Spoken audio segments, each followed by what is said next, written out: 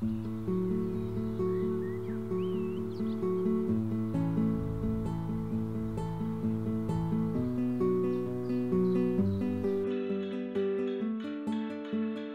hedder Henrik Trier Petersen, og jeg er 25 år gammel, og jeg bor i byen Sund sammen med min kone.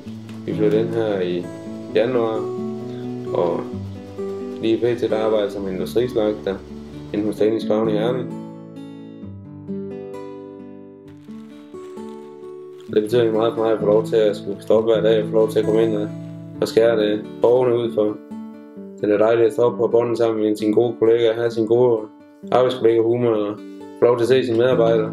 Jeg kunne ikke se en hverdag uden mine kollegaer. Det betyder meget for mig at få lov til at stoppe til at se dem og komme ind og arbejde og tjene nogle penge og ja.